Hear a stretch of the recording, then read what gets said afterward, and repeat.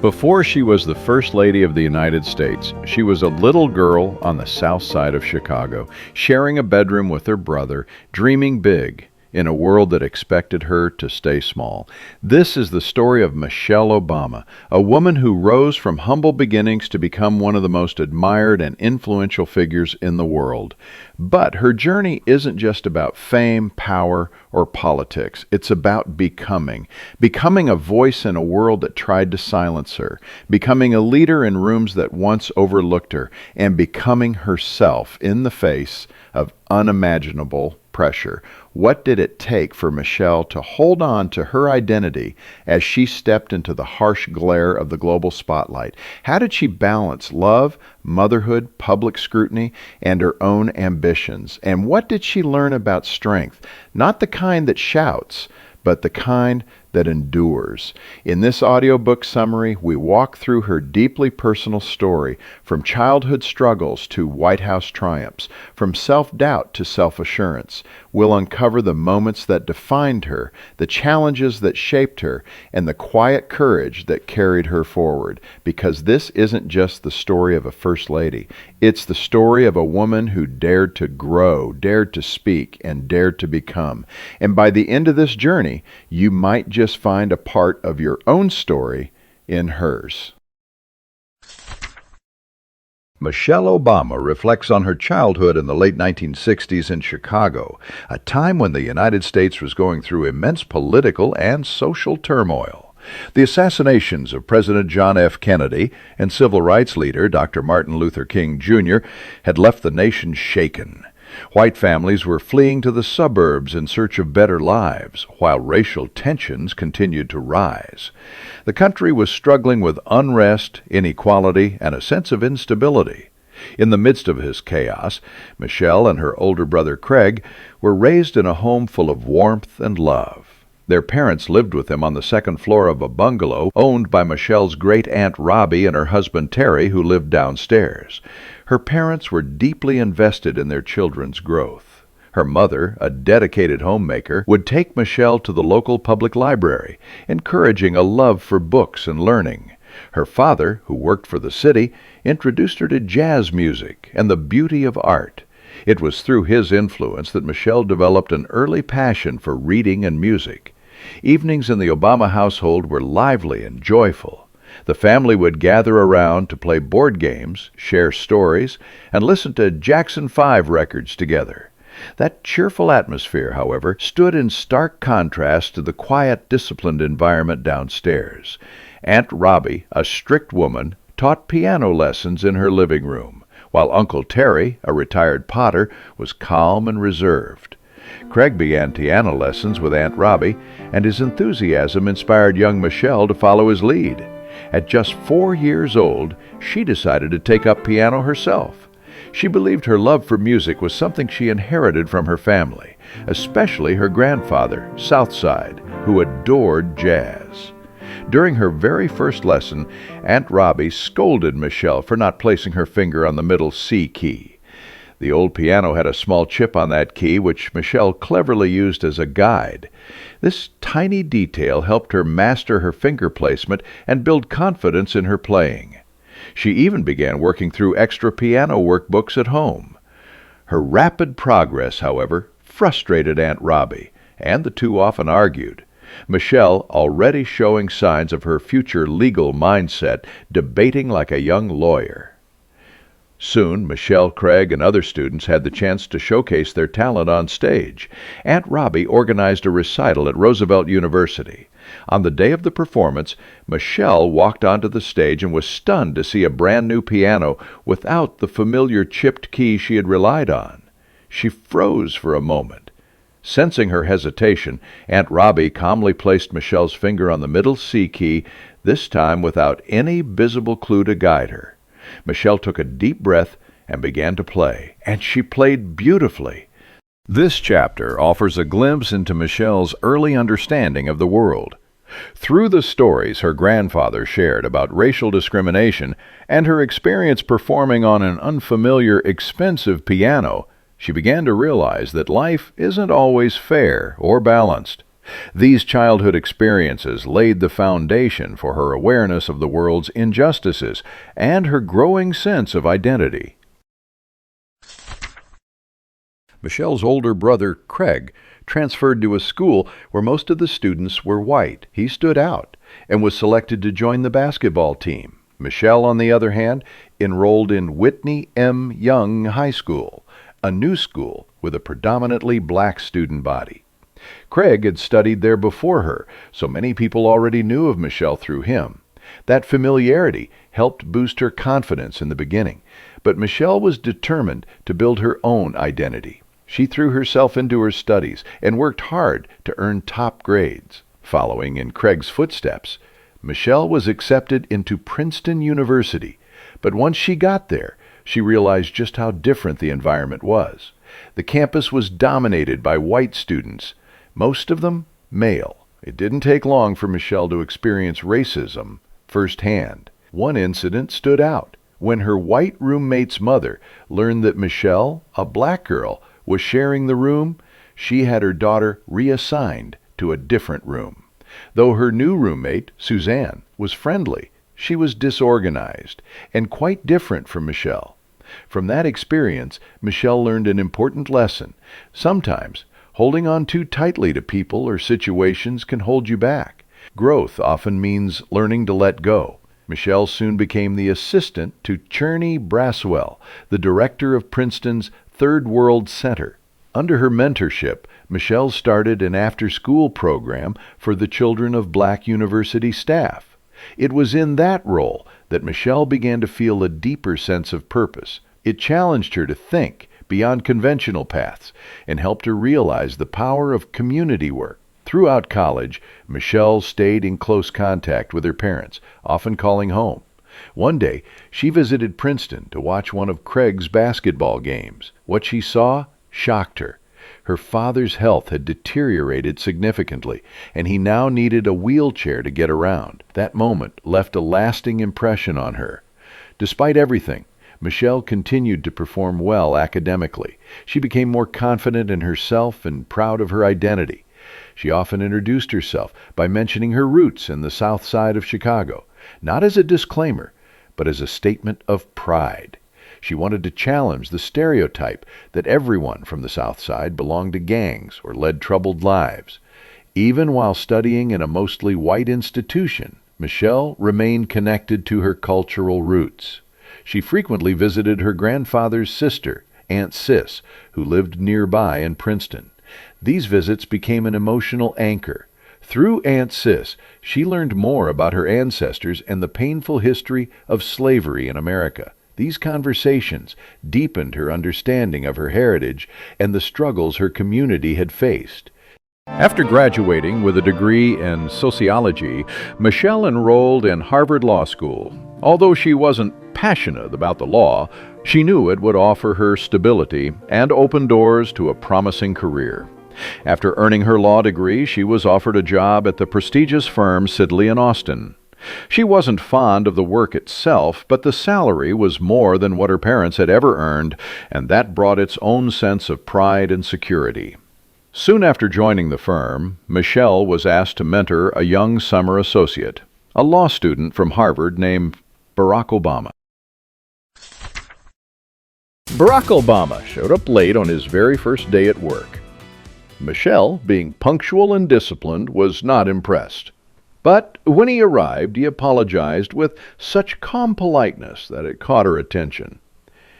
As his senior at the firm, Michelle was assigned to mentor him. At first, she thought she'd be guiding someone inexperienced. But soon, she realized that Barack was far from ordinary. He was 3 years older than her and already had a wide range of experiences, especially in community work and politics in Chicago. Despite being new to the firm, Barack made an impression quickly. He wrote detailed memos, offered sharp insights during discussions, and was soon being invited to important meetings. It was clear he wasn't there just to impress. He was there to contribute. Their bond started to grow through office events and shared lunches.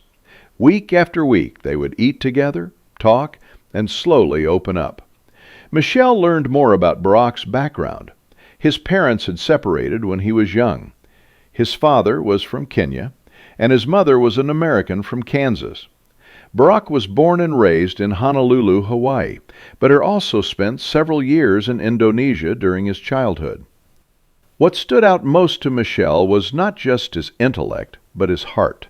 He wasn't chasing success for fame or money. He saw success as a means to make a bigger impact on society. He wanted to rise so he could lift others. That purpose-driven ambition deeply moved Michelle. However, there was one thing she didn't like: his smoking habit. Michelle found herself drawn to him, yet hesitant. She worried that a personal relationship might interfere with their professional roles. She kept her distance, uncertain whether it was wise to mix work with romance. But Barack was clear and confident about how he felt. He told her directly that he believed they were compatible, that they had something real. One evening they shared ice cream together at a Baskin-Robbins shop. As they sat outside, enjoying the moment, Barack turned to her and asked softly, "Can I kiss you?" Michelle hesitated for a moment, her concern still lingering.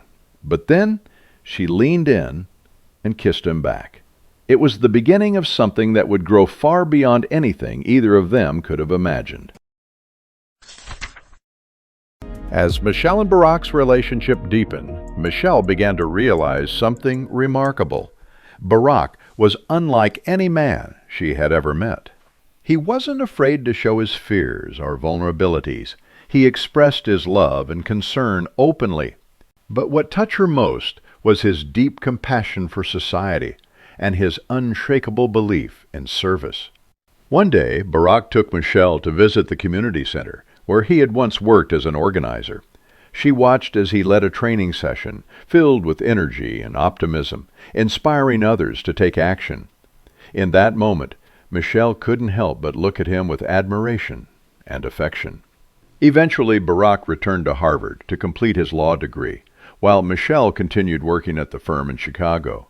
They stayed connected through long phone calls, nurturing their bond across the distance.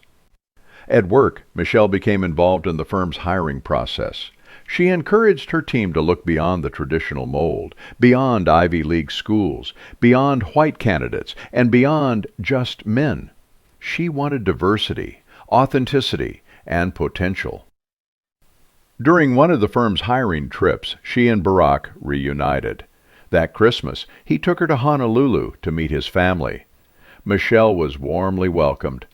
She noticed that Barack's family was not only loving and supportive, but also filled with old friends and deep-rooted connections. It made her feel that this man had come from a place of strength and belonging. Soon after, Barack moved in with Michelle's family, living on the second floor of her parents' home. Her family, especially her brother Craig, took a liking to him. Around that time, Barack made history by becoming the first black president of the Harvard Law Review, a major achievement. Despite the lucrative opportunities in corporate law, he made it clear he wanted to pursue civil rights law. For him, law wasn't just a career. It was a way to make meaningful change. While Barack seemed fulfilled by his career path, Michelle was facing a different reality. She didn't enjoy her work at the firm. Something was missing. Even their views on marriage didn't fully align. For Michelle, marriage meant two lives becoming one. For Barack, it meant two lives growing side by side. Meanwhile, Michelle's father's health was deteriorating. He refused to go to the doctor, but eventually he had to be rushed to the hospital. Michelle spent some unforgettable final moments with him there. The next day, he passed away. His death was a wake-up call. It made her realize that life is too short to spend doing work that drains your soul. She decided it was time for a change. Michelle reached out to Valerie Jarrett, whom she had met through her professional network. Valerie, then chief of staff for the mayor of Chicago, offered Michelle a position at City Hall, an opportunity Michelle gladly accepted. As for Barack, he passed the bar exam on his first try. Michelle, meanwhile, had to take it twice. To celebrate her success, Barack took her to a nice restaurant. During dinner, he casually brought up the topic of marriage. He told her he wasn't sure he believed in the institution, and Michelle's heart sank. Just as she was processing his words, a waiter arrived with dessert. When the cover was lifted, Michelle saw a ring box on the plate. Barack had been teasing her. Then, in that restaurant, he got down on one knee and proposed. And, of course, Michelle said yes. Later, Barack took her to Kenya to meet his extended family. Though Michelle felt slightly out of place in the new culture, she was deeply moved by the love and warmth of his relatives. It was clear this relationship was more than just love. It was a partnership rooted in shared values, resilience, and purpose. While working at City Hall, Michelle was inspired by two of her female colleagues who managed to strike a delicate balance between their demanding careers and family life. At the same time, Barack was deeply involved in an initiative called Project Vote, aimed at increasing voter registration in underrepresented communities, especially in states with historically low minority turnout. In 1992, Michelle and Barack got married. Their families gathered to celebrate the union, though Michelle deeply missed her father on that special day. She and Barack danced to You and I, a song that held sentimental value. It was from a record her grandfather had once gifted her. Soon after returning from their honeymoon in California, they received good news. Project Vote had been a massive success, with over 500,000 black voters heading to the polls. But their celebration was cut short when Barack's book deal was canceled. He hadn't finished the manuscript on time. Determined not to give up, Barack traveled to a remote cabin in Bali to complete his memoir, Dreams from My Father. While he was away, Michelle found herself overwhelmed with questions. How would she balance a growing family with her own career? A week later, Barack returned with a finished draft and a new publishing deal. Together, they bought their first home. Michelle made a bold decision to leave corporate law and enter the nonprofit world. She became the executive director of Public Allies, an organization dedicated to training young people from diverse backgrounds for careers in the nonprofit sector. After 3 years of dedication, Michelle helped turn the organization into a financially stable and thriving platform for young professionals seeking to make a difference. After her success at Public Allies, the University of Chicago offered her a position. She accepted and became the Associate Dean of Student Services, focusing on connecting students with meaningful volunteer opportunities. Meanwhile, Barack continued working at a public interest law firm and teaching constitutional law at the University of Chicago. Late into the night, he worked on his writing. When a political scandal forced a U.S. congressman to resign, an Illinois state Senate seat became vacant. Barack decided to run. Michelle had doubts. She worried that politics would harden him, that he was too genuine for such a brutal arena. Still, despite her reservations, she stood by him and supported his campaign. Barack won and became a state senator for Illinois. But during the campaign, his mother passed away in Hawaii. He couldn't make it to her side in time. Though deeply hurt, he remained composed. When Michelle watched him work tirelessly and passionately to introduce new legislation, she finally saw it. Barack truly belonged in politics.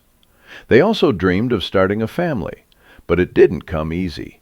After many failed attempts to conceive, Michelle became pregnant, only to suffer a miscarriage. It was a painful loss. On her doctor's advice, they turned to in vitro fertilization. 2 months later, Michelle was pregnant again. On July 4th, 1998, their first daughter, Malia, was born. To balance motherhood and her career, Michelle reduced her hours and began working part-time as associate dean. Still, even with a babysitter, the workload was overwhelming. Meanwhile, Barack was re-elected as state senator and had his sights set on a U.S. Senate seat. His schedule was even more packed, and time with the family became rare. During a trip to Hawaii to visit Barack's grandmother, their daughter Malia became very ill. At the same time, an urgent vote was called back in the state Senate. Barack chose to stay with his family, missing the vote. His political opponents used this absence to question his seriousness as a U.S. Senate candidate. Ultimately, he lost that election. In 2001, Michelle gave birth to their second daughter, Sasha. Now juggling the responsibilities of motherhood and her professional career, she was trying to find a rhythm. Fortunately, she was offered a new role as the Director of Community Outreach at the University of Chicago Medical Center. Life started to settle into a steady routine until 9/11 shook the nation. In the aftermath, Barack decided to run again, this time for the U.S. Senate. But now his work-life balance was even more strained. He often came home late and barely had time for Michelle or the children. Michelle was exhausted, holding everything together on her own. Finally, she reached a breaking point and suggested they go to couples counseling. Therapy turned out to be transformative. It helped Michelle understand that she couldn't rely solely on Barack for her happiness.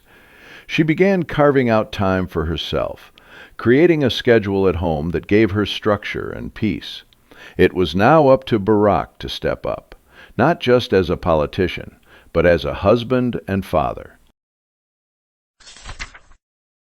At the University of Chicago Medical Center, Michelle launched a new initiative to improve community engagement. Her goal was to increase the number of hospital volunteers and encourage staff to get more involved with the surrounding neighborhoods. During this work, she noticed that the emergency room was often overcrowded, mostly with patients who lacked access to primary care. That's when she proposed a solution: to create a system that helped those patients schedule proper appointments outside of emergency situations. Meanwhile, Barack decided to run for the U.S. Senate. Michelle, still cautious about politics, made him promise that if he lost, he'd walk away from it all. But things didn't go as she expected. The campaign took off. His opponent was caught in a scandal, and public trust in Barack grew. In 2004, Barack gave the keynote speech at the Democratic National Convention. It was passionate, powerful, and deeply personal. He spoke about his roots, his family, and the belief that hope, no matter how fragile, could change the direction of a nation. The speech went viral overnight.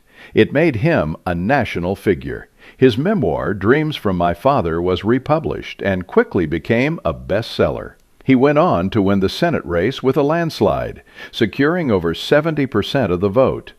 While Barack moved to Washington, Michelle chose to stay in Chicago with her daughters. She accompanied him for orientation once, and during that visit she noticed something unsettling. Washington's atmosphere was cold and hierarchical. Women were often sidelined. Even during lunch, they sat apart from the men.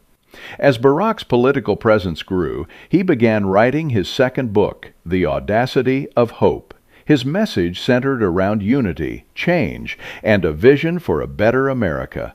Soon, whispers of a presidential run began. Michelle was not thrilled by the idea at first, but everything changed when Hurricane Katrina devastated the Gulf Coast. She saw images of families, mostly African American, stranded on rooftops, waiting for help that never came. That's when something shifted inside her. Maybe Barack's ambition wasn't just about politics. Maybe it was about justice, about hope, about doing something real. Michelle joined the campaign wholeheartedly, even though a part of her still doubted whether America was ready to elect a black president. Barack's campaign, powered by a small but smart team, launched with high energy, but there were missteps. He accidentally announced his candidacy on the same day as State of the Black Union, a major annual event for African American leaders. The organization's founder publicly accused him of disrespecting the occasion. Soon, the media attacks intensified, not just politically, but personally. Rumors about Barack's faith spread rapidly, with false claims that he was secretly Muslim or disloyal to America. Despite the mounting pressure, Michelle and Barack stayed strong. They knew they had to win Iowa, the state that could change everything. Michelle began speaking at campaign events, pouring her heart out. She talked honestly about her childhood, her family, her fears, and her hopes for the future. Her sincerity resonated. She began traveling to Iowa every week. Voters loved her, and soon she earned the nickname the Closer because she had a unique ability to connect and convince. But the campaign had its costs. With Barack away and Michelle traveling, life at home became chaotic. She didn't have time to plan meals properly, and their daughter Malia's pediatrician warned that her body mass index, BMI, had dropped below the healthy range. Concerned, Michelle hired Sam Cass, a talented young chef. He cooked fresh meals for the family and educated them about the dangers of processed food. Sam would later become a key part of Michelle's future initiatives focused on children's health. Early polls showed that Hillary Clinton and John Edwards were ahead of Barack, but Michelle never lost faith. She believed in him, and she believed that young people and minorities did too. As Barack prepared for his final speech before the Iowa caucus, he knew it had to leave a lasting impression. That night, nearly 3,000 people packed into the auditorium. Barack's speech was electrifying, full of emotion, courage, and clarity. The room erupted in applause. The next day, polls showed him tied with Hillary Clinton. 2 months later, the announcement came. Barack Obama had won the Iowa nomination. Michelle was overjoyed. In that moment, she realized something powerful.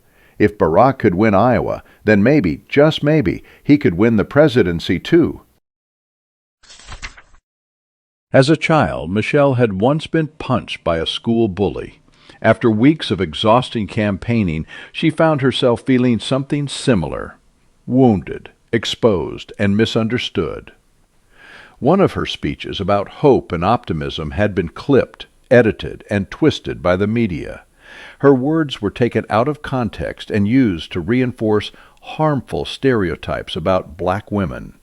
She felt as though everything she said and did was being used against her.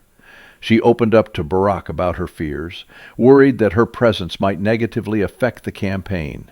But Barack reassured her she was vital to their mission, and those who attacked her knew exactly how powerful she was.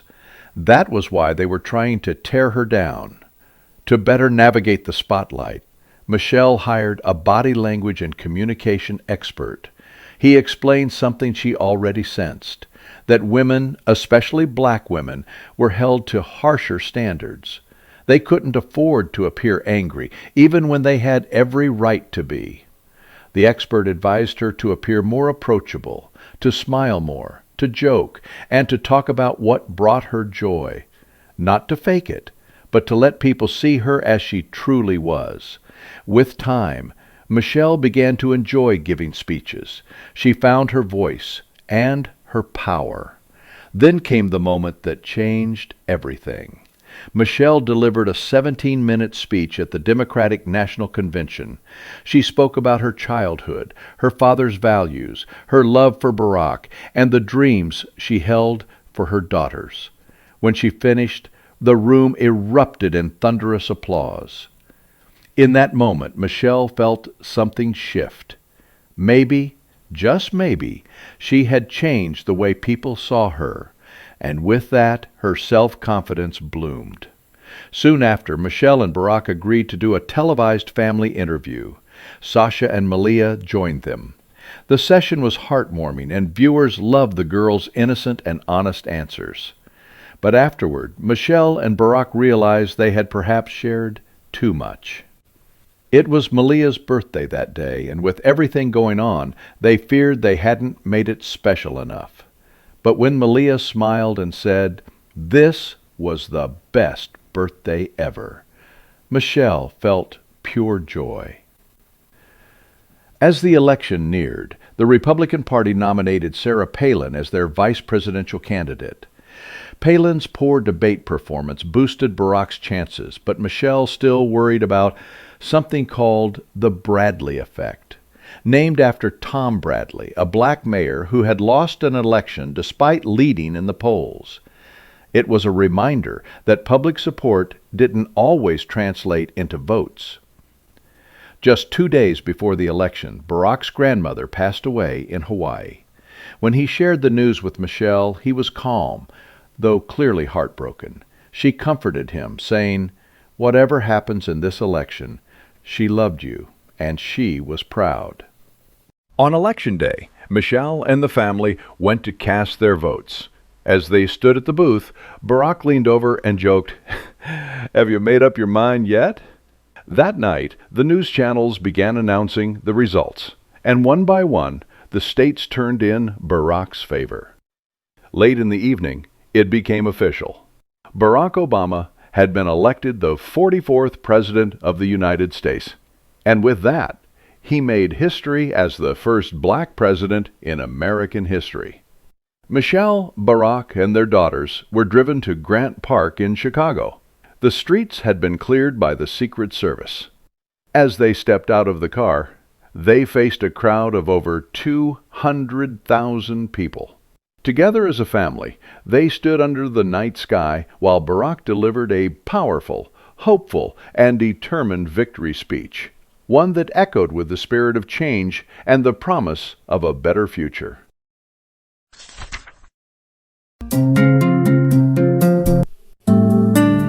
Michelle reflects on how, after Barack's historic victory, she and her family began adjusting to their new life inside the White House. Balancing her roles as a mother, a wife, and now the First Lady of the United States came with new responsibilities and new worries. She knew that as the country's first black First Lady, every decision she made would be closely watched and heavily judged. So when it came time to move into the White House, she chose not to use federal funding for the transition costs. Instead, she paid for it out of their own pocket. She wanted to set the tone of dignity, responsibility, and self-respect. Outgoing President George W. Bush and First Lady Laura Bush welcomed the Obamas graciously. Michelle immediately felt a connection with Laura, who continued offering her thoughtful advice during those early days.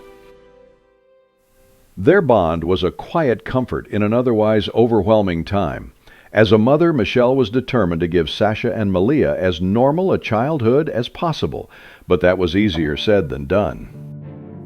The girls traveled to school in bulletproof vehicles, accompanied by Secret Service agents who even waited outside their classrooms. On their very first day of school, Michelle went with them, trying to keep her own nerves in check. When they came home smiling, she breathed a sigh of relief. A few weeks later, Michelle's mother moved into the White House to help with the children. She insisted on keeping things simple and even declined Secret Service protection. Soon she began taking Sasha and Malia to school herself, without agents. It brought Michelle joy to know that despite the spotlight, her daughters were living almost like ordinary kids. At the same time, she began observing Barack more closely. After every presidential briefing, he looked deeply serious, more burdened than ever. Michelle realized then that the country's economic condition was far worse than most people understood. The challenges they were stepping into were immense. Both Barack and Michelle quickly became immersed in their new responsibilities. The White House needed renovations, the inauguration had to be planned, and Michelle was also defining her role as First Lady. She chose to focus on three key areas: childhood obesity, healthy nutrition, and support for military families. On Inauguration Day, the weather was freezing, but the atmosphere was electric. Nearly 2 million people gathered to witness history. With his hand on Abraham Lincoln's Bible, Barack Obama was sworn in as the 44th President of the United States. In his inaugural address, he honored the contributions of African Americans throughout U.S. history.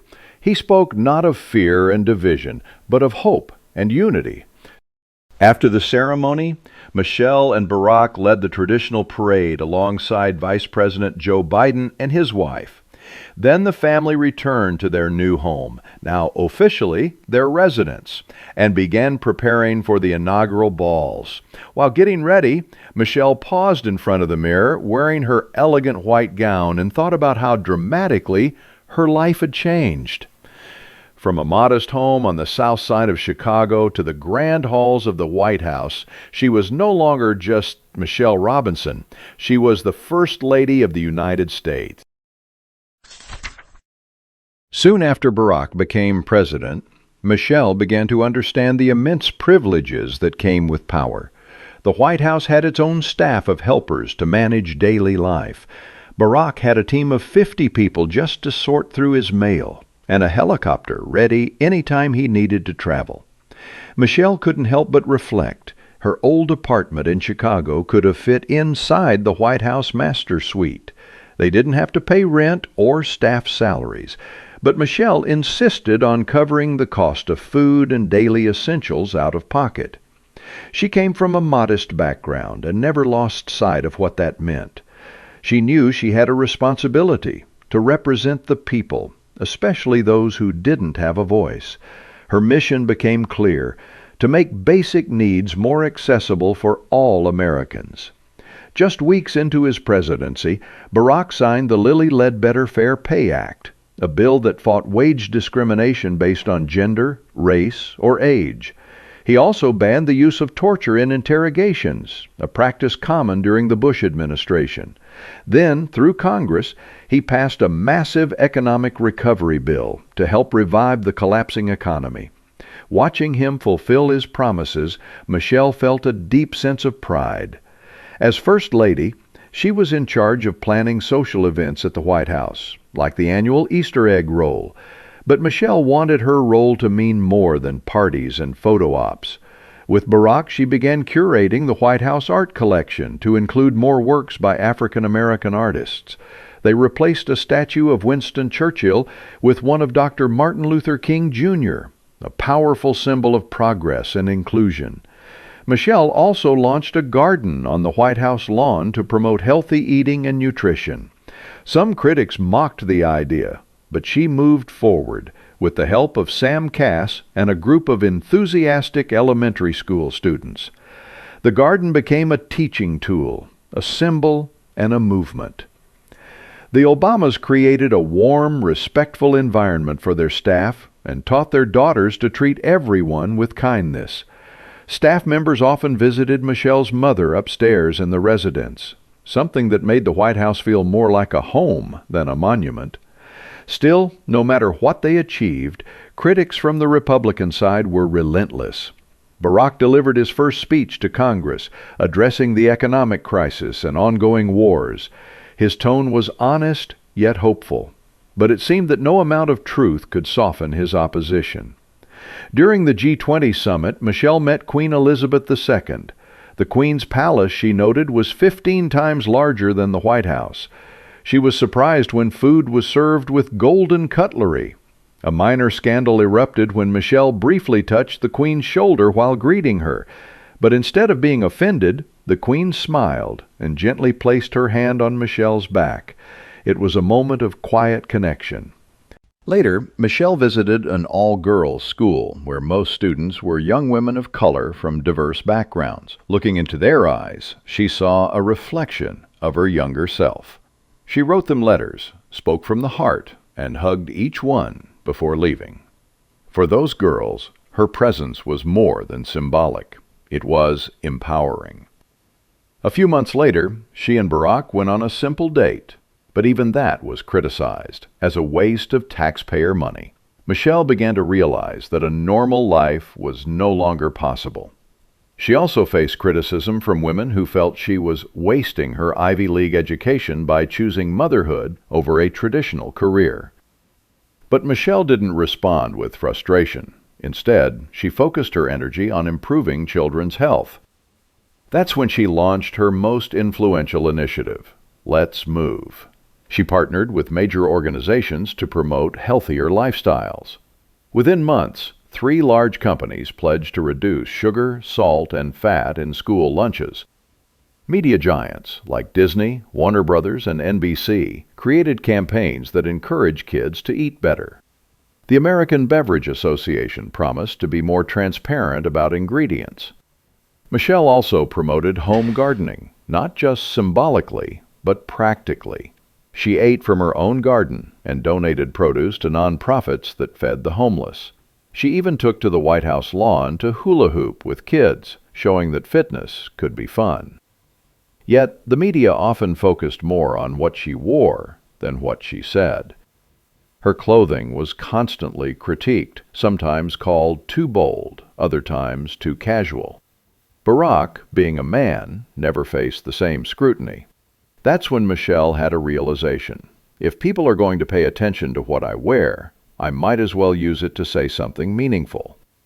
She began working with a stylist and soon appeared on the covers of top fashion magazines. Through this exposure, she promoted young American designers and used fashion as a gateway to talk about health, empowerment, and identity. Michelle understood that in times of crisis, she and Barack had a responsibility to remain calm, composed, strong. When a massive oil spill contaminated the Gulf of Mexico, fear lingered even after cleanup efforts. People avoided the beaches. To set an example and restore public confidence, Michelle planned a family beach trip. Her message was clear: the waters were safe again. As First Lady, she began visiting hospitals to meet with military members and their families. Alongside Jill Biden, she launched an initiative called Joining Forces. Michelle personally met with CEOs to encourage them to hire veterans and military spouses. She also advocated for better understanding of military children's needs within schools and worked to break the stigma that returning soldiers always struggle with mental health issues. But challenges came from unexpected places. Real estate developer Donald Trump began spreading the false conspiracy that Barack was not a U.S. citizen. This baseless rumor fueled division and hate. One day, a man fired multiple rifle shots at the White House. No one was hurt, but one bullet struck a window near the room where Michelle often sat for tea. The attack left her shaken. It reminded her how fragile safety could be. Michelle believed that real success came not from grand moments, but from small victories. She started a mentoring and leadership program for young girls, inviting 20 students from different schools to the White House regularly. There, they met with mentors who helped them gain confidence in shaping their future careers. Then came one of the biggest moments of Barack's presidency. On May 2, 2011, he received word that U.S. Navy SEALs had killed Osama bin Laden in Pakistan. The country erupted in relief and celebration. It was a symbolic victory, years in the making. During the 2012 re-election campaign, Michelle felt immense pressure. She was exhausted, but stood by Barack with unwavering support, delivering a heartfelt speech about hope and perseverance. Rather than react to Republican criticism, she doubled down on her own work, especially the initiatives close to her heart. That summer, she traveled with Sasha and Malia to South Africa. There, she met Archbishop Desmond Tutu and Nelson Mandela. The experience recharged her spirit. She returned home filled with new energy and a deeper sense of purpose. Michelle soon realized the power of social media to amplify her message. She engaged bloggers, spoke with talk show hosts, and even did push-ups on the Ellen DeGeneres show to promote fitness.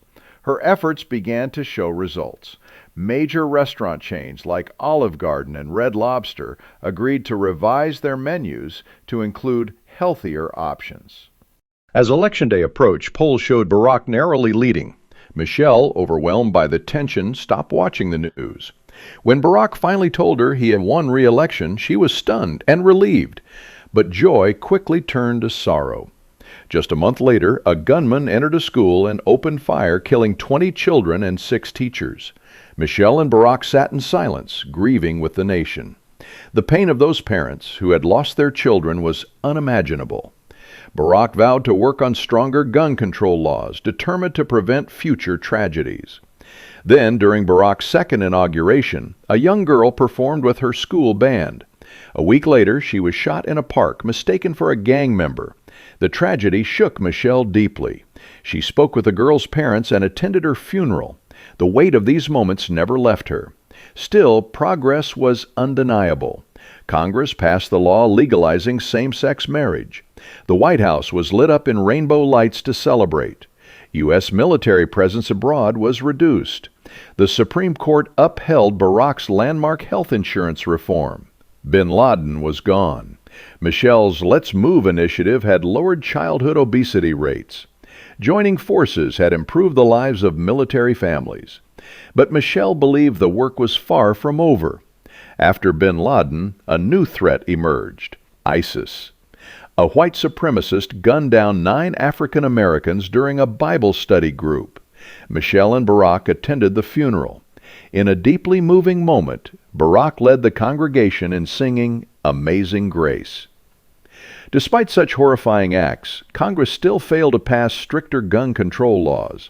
In 2016, as the presidential campaign heated up, Michelle stayed focused on her Let Girls Learn initiative, aimed at promoting education for young girls around the world.